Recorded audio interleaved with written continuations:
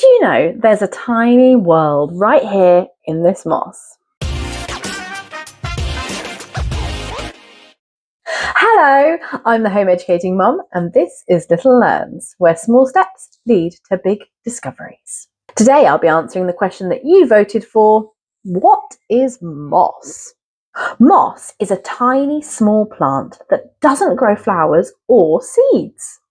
Instead, it spreads using spores, kind of like mushrooms do. You'll often find moss growing in damp, shady places like forest floors, tree trunks, or even between the cracks in the pavement. And here's something incredible.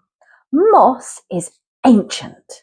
It's one of the very first plants that ever grew on land hundreds of millions of years ago. Now, this wouldn't be a Little Learn without a quick experiment. Sponges actually act quite a lot like moss.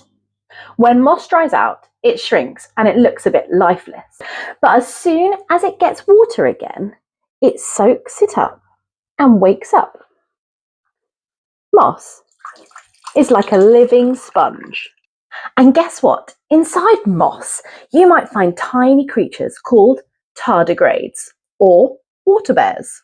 Tardigrades are so small that you would need a microscope to see them, but they're one of the toughest creatures on Earth.